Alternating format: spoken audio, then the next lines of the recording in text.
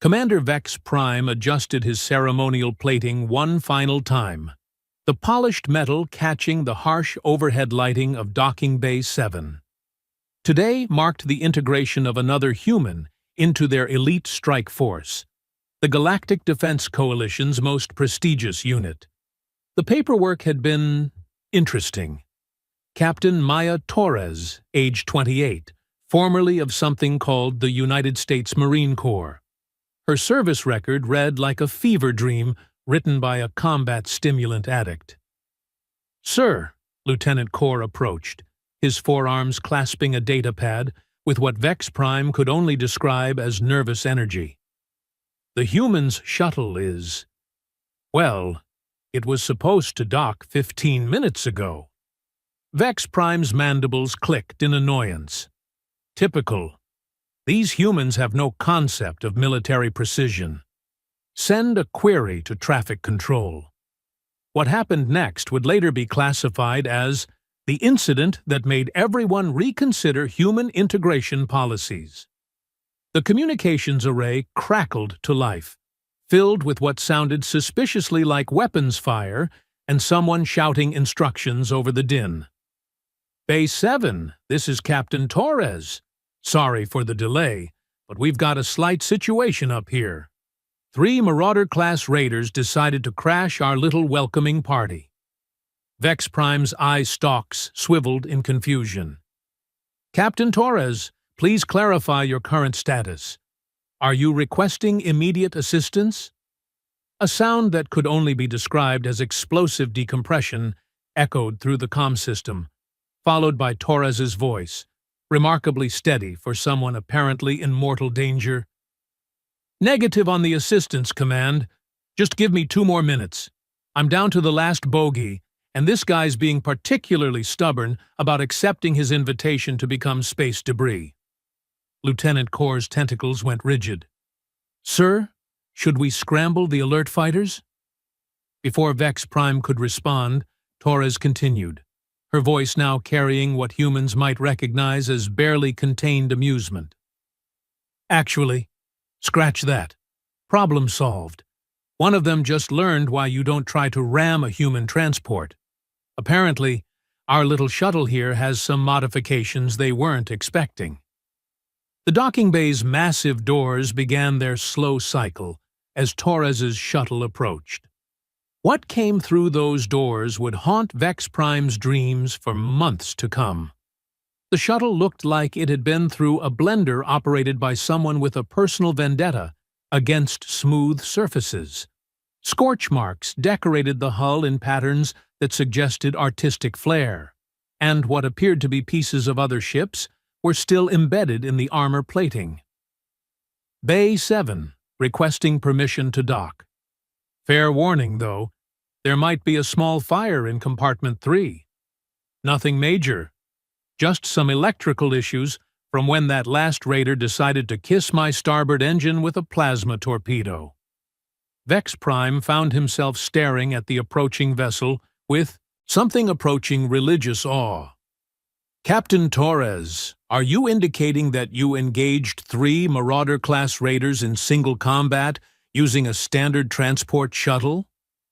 "Well, when you put it like that, it sounds almost impressive," Torres replied, and Vex Prime could practically hear the grin in her voice. "Though I should mention, this isn't exactly a standard transport. We made some modifications back at the shipyard. You know how humans are with their hobbies." The shuttle touched down with a landing that could generously be described as controlled crash.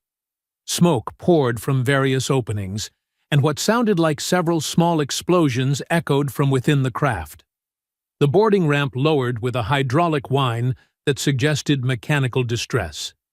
Captain Maya Torres stepped out of the smoke like some sort of mythical battle goddess, her dark hair pulled back in a regulation bun that had somehow survived whatever cosmic horror show had just occurred in orbit.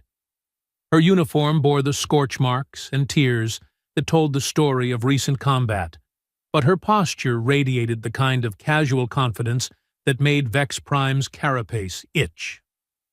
"Sorry I'm late," she said, extending a hand in the human gesture of greeting. Traffic was murder up there. Literally. I hope I didn't keep you waiting too long. Vex Prime stared at the offered hand, then at the smoking shuttle, then back at Torres. Captain, our records indicate you were scheduled for a routine orientation and integration process. There was no mention of combat operations. Torres tilted her head, genuine confusion crossing her features. Combat operations? Oh, you mean the raiders? That wasn't planned. They just sort of showed up.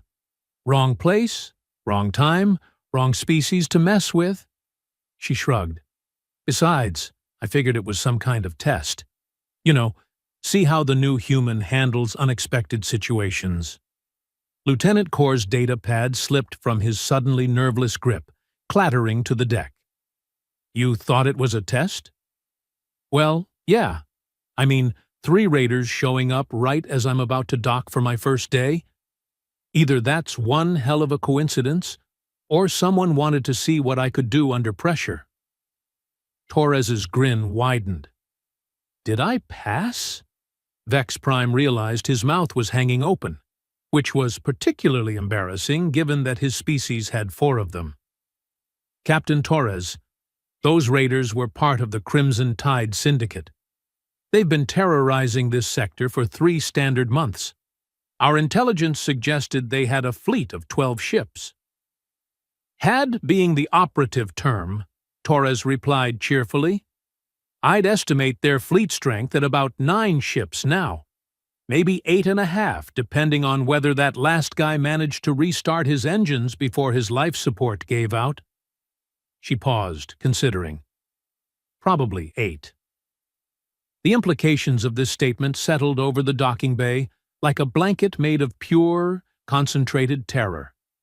Not only had this human just reduced a feared pirate fleet by 25%, she'd done it while running late for orientation.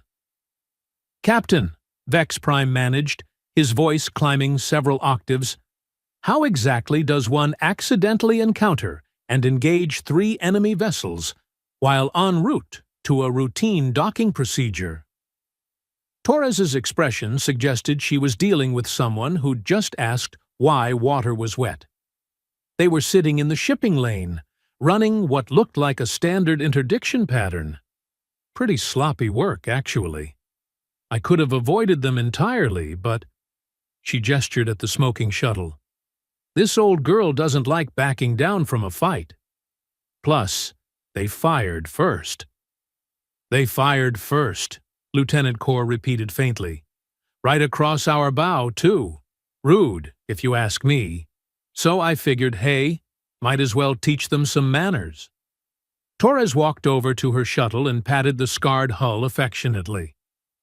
Good thing the previous owner was paranoid about pirates. This baby's got more hidden weapons than a Terran diplomat at a peace conference. Vex Prime was beginning to understand why human integration had been such a contentious issue among the coalition leadership. Captain Torres, our intelligence reports suggested that Marauder-class raiders are equipped with military-grade shielding and weapons systems. Oh, they are, Torres agreed. Pretty impressive stuff, actually. Their mistake was assuming I was flying a standard civilian transport. She opened an access panel on the shuttle's hull, revealing what appeared to be enough firepower to level a small city. Previous owner was a smuggler named Dutch Mackenzie. Paranoid old coot, but he knew how to prepare for trouble. The name meant nothing to Vex Prime, but the weapons array made his respiratory systems skip several beats. That appears to be a Mark 7 plasma cannon. Mark 9, actually. Dutch liked to upgrade.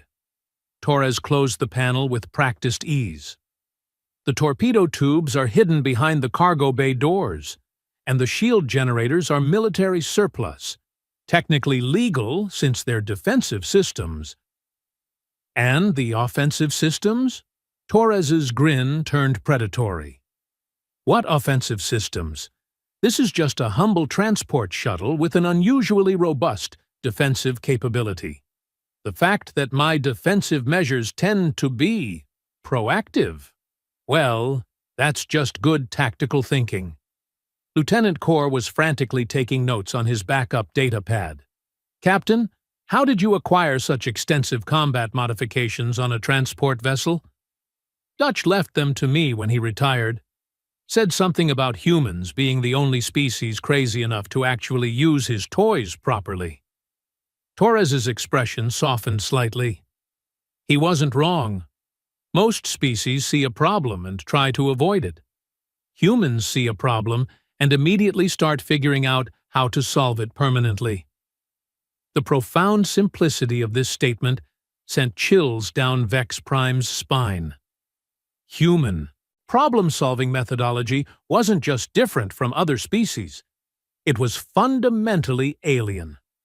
Where a Corellian would negotiate, where a Zenthari would retreat, where a Vorthan would call for backup, humans would apparently just start shooting until the problem went away. Captain Torres, Vex Prime said slowly, what exactly were you doing at 0400 hours this morning? Live fire exercises, Torres replied without hesitation. I always run drills before a big day. Weapon systems, evasive maneuvers, damage control protocols, standard stuff. Standard stuff. Vex Prime filed that phrase away for future reference, along with humble transport shuttle and proactive defensive measures. Human language was apparently filled with euphemisms that masked terrifying realities. So, when the raiders appeared, he continued, you were already prepared for combat? Well, I wasn't expecting company, but yeah, always better to be ready for trouble than sorry you weren't. Torres checked something on her wrist chronometer. Speaking of which, should we get started with this orientation? I'm curious to see what kind of training facilities you've got here. The thought of Captain Torres loose in their training facilities sent a shiver of anticipation mixed with dread through Vex Prime's nervous system. Perhaps we should begin with a more theoretical approach to your integration. Theoretical? Torres's eyebrows rose. You mean like classroom stuff? Lectures and presentations? Initially, yes. We need to assess your compatibility with our existing protocols. Torres looked genuinely disappointed.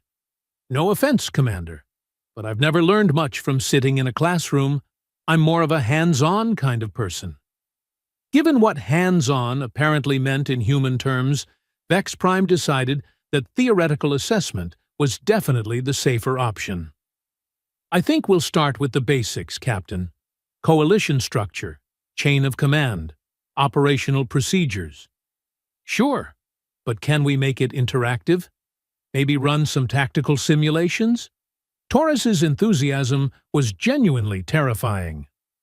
I brought some scenario files from my last unit. They're based on real operations from the Human Covenant War. Vex Prime had read the classified reports about the Human Covenant War. The fact that any humans had survived it was considered a minor miracle by xenobiologists across the galaxy. The fact that they'd won it was still being debated by military theorists. Perhaps we should work up to simulations, he suggested carefully. Fair enough. But just so you know, I work better when I understand the practical applications. Theory's great, but I like to know how things work in the real world. Torres glanced back at her still-smoking shuttle. Speaking of which, should I move this thing to a maintenance bay? I think Compartment 3 finally stopped burning, but the engine diagnostics are showing some interesting warning lights. The casual way she mentioned her transport being on fire struck Vex Prime as fundamentally wrong. Fire was bad. Fire on spacecraft was very bad. Fire that you ignored while conducting business was, well, it was apparently just another Tuesday for humans. Lieutenant Core will arrange for maintenance, he said, making a mental note to warn the engineering staff about what they were about to encounter. Great. Oh, and they might want to remove the raider debris from the hull before they start work. Some of those pieces are probably still hot, and I think one of them might have an armed torpedo stuck to it. Armed torpedo. Stuck to the hull. While she'd been conducting a casual conversation about orientation schedules, Vex Prime was beginning to suspect that integrating humans into the coalition military might be less about teaching them proper procedures and more about preventing them from accidentally conquering the galaxy while trying to be helpful. "Captain Torres," he said, making what would prove to be a critical decision, "I think we need to revise your orientation program." Revise how? "We're going to skip the basic training and move directly to advanced tactical assessment." Vex Prime's mandibles clicked with what might have been admiration or terror. "Something tells me you're not exactly a standard recruit." Torres's grin lit up the docking bay like a small sun. "Now you're talking my language, Commander. When do we start?" Looking back, Vex Prime would realize that this moment marked the beginning of what military historians would later call the Great Recalibration. But at the time, all he could think about was the fact that Captain Maya Torres was still smoking slightly. Her shuttle was making concerning noises, and she was looking at him with the kind of enthusiasm that suggested she was already planning her next impossible victory. "We start now," he heard himself saying, and immediately wondered if this was how entire civilizations accidentally got themselves conquered by friendly humans who were just trying to help. 3 hours later, Vex Prime found himself questioning every career decision that had led him to this moment. Captain Torres sat across from him in the tactical assessment chamber, casually dismantling their most advanced combat scenarios with the same enthusiasm most beings reserved for recreational activities. "So, let me get this straight," Torres said, gesturing at the holographic display showing the wreckage of Simulation Omega-7. "Your standard response to a three-front assault with overwhelming enemy numbers is to call for reinforcements and establish a defensive perimeter." "That is correct tactical doctrine. Yes." Vex Prime's voice carried the strain of someone watching their fundamental beliefs crumble in real time. Torres leaned back in her chair, which groaned ominously under the alien gravity settings. "Huh? See? Where I come from, overwhelming enemy numbers just means you don't have to worry about missing when you return fire." Lieutenant Core, who had been documenting this entire exchange, made a small whimpering sound. "Captain Torres, the simulation indicates enemy forces outnumbered friendly units 47-1. Right? Target-rich environment." Torres pulled up the tactical replay with practiced ease. "Look here. At Mark 423, your computer has me pulling back to establish a defensive line. But why would I want to give them time to coordinate their attack?" She manipulated the hologram, showing an alternative approach where the lone defender suddenly accelerated toward the enemy formation. "Instead, I punch through their center column here, force them to break formation to avoid friendly fire incidents, then use their confusion to eliminate their command structure." The hologram showed the enemy fleet dissolving into chaos as their leadership vessels exploded in rapid succession. What had been a hopeless last stand became a rout in less than 6 minutes. "Of course, this assumes they're using standard pack tactics," Torres continued. "If they were smart, they'd have kept their commanders in the rear and used overlapping fields of fire to prevent breakthrough attempts." "They were using our most advanced tactical algorithms," Vex Prime said weakly. "Yeah, that's kind of the problem." Torres's expression suggested gentle disappointment, like a teacher explaining basic concepts to a slow student. "Your algorithms are designed around the assumption that rational beings avoid unnecessary risks. But sometimes the most unnecessary risk is exactly what wins the fight." She brought up another scenario, this one showing a hostage rescue operation. The standard solution involved careful reconnaissance, precise timing, and minimal casualties. Torres's approach involved what could only be described as aggressive architecture removal. See, your plan takes 47 minutes and requires perfect coordination between 6 different units, she explained, highlighting the original mission parameters. But if you just remove the building, the hostages are in. The simulation showed a human-operated mech literally picking up the structure and walking away with it, leaving the confused hostage-takers standing in an empty lot. The hostages are secure, the bad guys are in the open, and the whole operation takes about 3 minutes, Torres concluded. Plus, you save money on the building's demolition costs later. Lieutenant Corps' tentacles had gone completely limp. Captain, that building contained 150 civilian families, who are now safely evacuating from the structure I'm carrying to the designated safe zone, Torres pointed out. Meanwhile, the hostage-takers are experiencing what we call sudden ground-level building reassignment syndrome. Very effective at encouraging surrender. Vex Prime realized he was developing what humans might call a headache. Captain Torres, our doctrine emphasizes minimizing collateral damage and preserving infrastructure. Sure, and that's great for peacetime operations. But when lives are on the line, sometimes you need to think outside the tactical manual. Torres switched to a different scenario. Like this one. Evacuation of a colony world under orbital bombardment.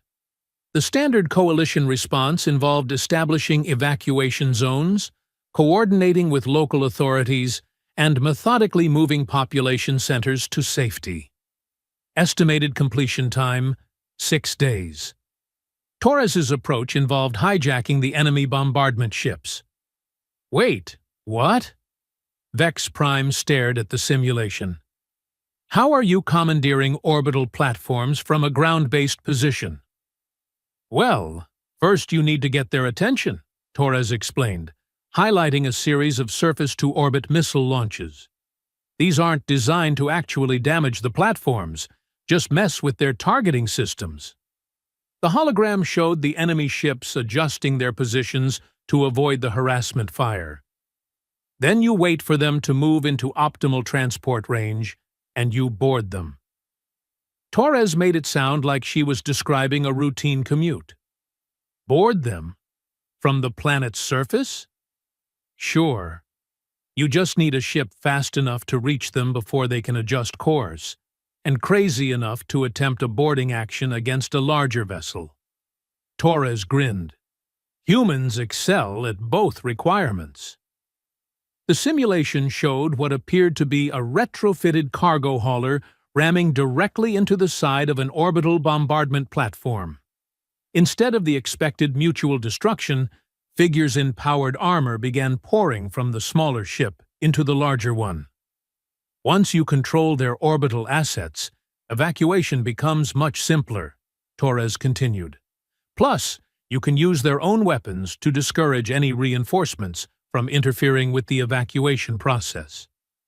The hologram now showed the captured platforms providing cover fire while civilian transports evacuated the colony in perfect safety. Mission completion time, 4 hours.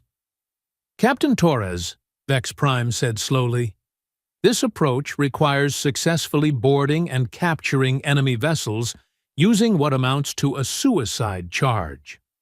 Only if you do it wrong. The trick is making sure the other guy's the one having the bad day. Torres pulled up detailed schematics of the boarding action. See, most species design their ships to resist external threats. They don't really plan for someone crazy enough to punch through their hull and invite themselves aboard. Lieutenant Corps was frantically checking his datapad. Our records indicate that coalition forces have never successfully executed a ramming speed boarding action. That's because coalition forces aren't human, Torres replied matter-of-factly. "We've been boarding hostile vessels since we figured out how to tie two logs together. It's practically a cultural tradition." The implications of this statement settled over the assessment chamber, like a shroud. Humans didn't just think differently about tactical problems. They approached them from directions that other species literally couldn't conceive of. "Captain," Vex Prime ventured, "how many of these scenarios have you personally executed?" Torres considered the question. "Well, the building relocation thing was during the Kepler station incident. The orbital boarding action was how we liberated the Titan colonies. The breakthrough assault was standard doctrine during the Outer Rim campaigns." She spoke about these operations with the casual air of someone recounting weekend activities. "And the 47-1 odds scenario?" "That was Tuesday." Torres's grin turned predatory. "Though, to be fair, we had better intel that time. Knew exactly where their command structure was positioned." The assessment chamber fell silent except for the quiet humming of the holographic projectors. Vex Prime found himself staring at this human female who discussed impossible military victories like they were routine maintenance procedures. "Captain Torres," he said finally, "I believe we need to completely restructure your integration program." "Oh, good. I was starting to worry these simulations were as challenging as you had available." Torres leaned forward with interest. "What did you have in mind?" "We're going to assign you to Training Command," Vex Prime announced, making a decision that would reshape Coalition military doctrine for generations to come. "Training Command?" Torres looked puzzled. "You want me to teach classes?" "I want you to teach our instructors how to think like humans," Vex Prime clarified.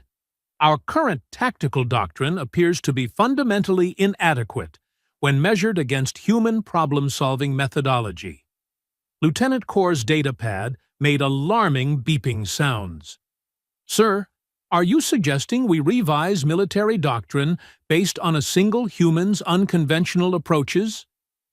"Lieutenant, this human's unconventional approaches have successfully resolved more tactical scenarios in 3 hours than our best strategists manage in a standard month." Vex Prime gestured at the holographic displays, still showing the wreckage of their supposedly impossible challenges.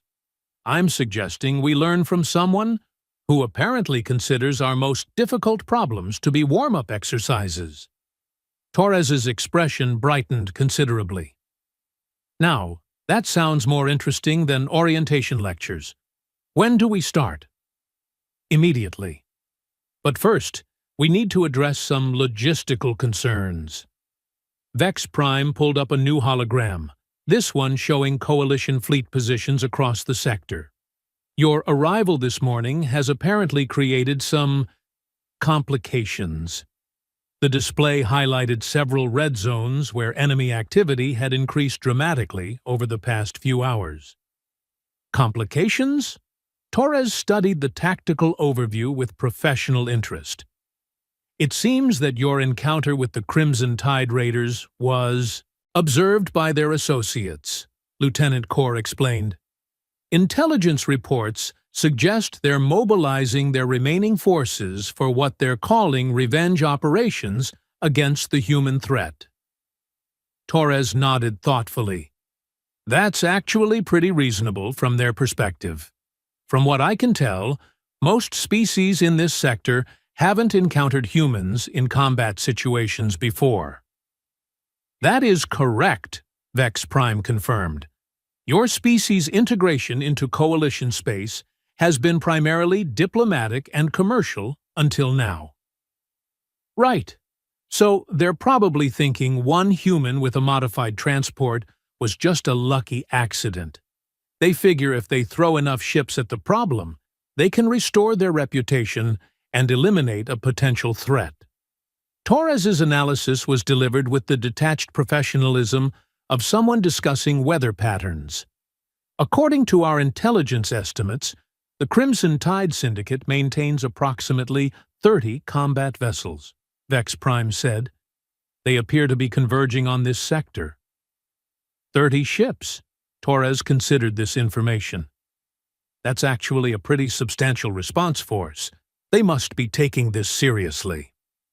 The casual way she discussed facing odds of 30 to 1 made Vex Prime's respiratory systems stutter. Captain, Coalition protocol in this situation would be to request immediate reinforcement from Sector Command and establish defensive positions around critical installations. How long would reinforcements take to arrive? 72 hours, minimum. Torres shook her head. That's way too long. They'll have established tactical superiority by then, and civilian installations will be at risk. She stood up, stretching with the easy confidence of someone who'd just decided to solve a problem. Besides, if we let them choose the time and place for this engagement, we lose the initiative.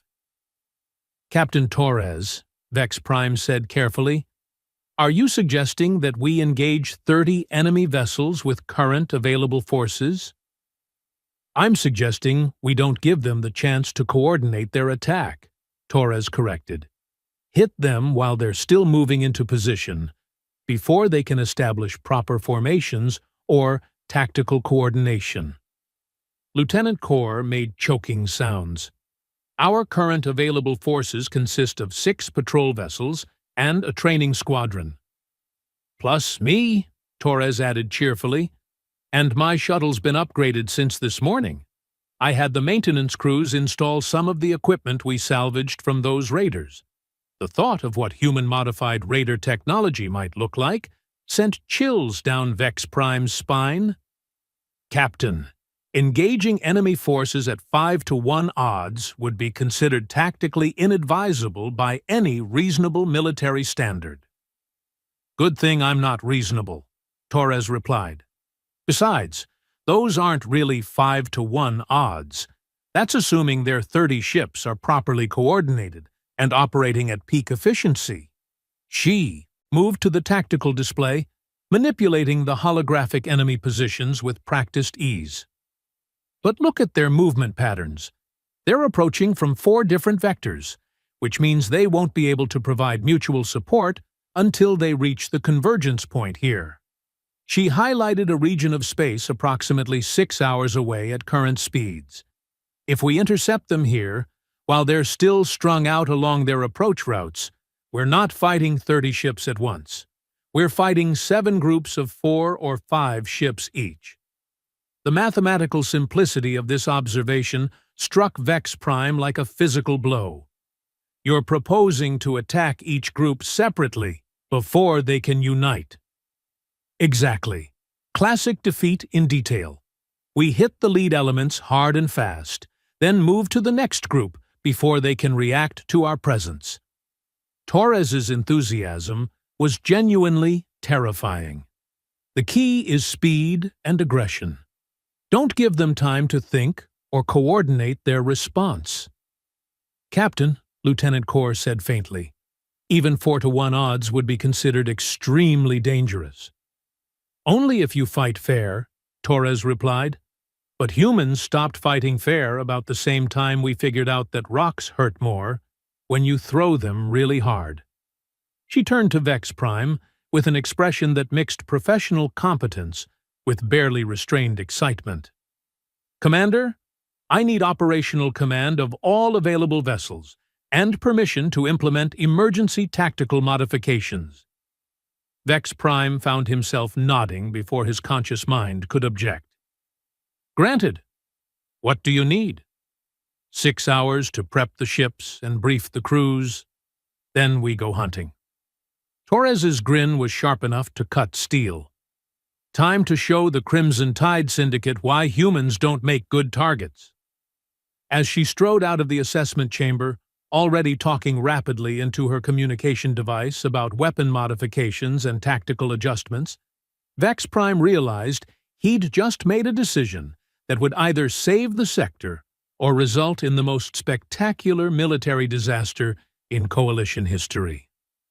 Sir, Lieutenant Corps said quietly, what have we just done? Vex Prime watched Captain Torres through the chamber's transparent walls as she began transforming their quiet training facility into what appeared to be a military hurricane. "I believe, Lieutenant, we've just discovered why humans won their war against the Covenant," he replied, "and why everyone else was smart enough to surrender before they had to find out personally." The next 6 hours would prove him right on both counts.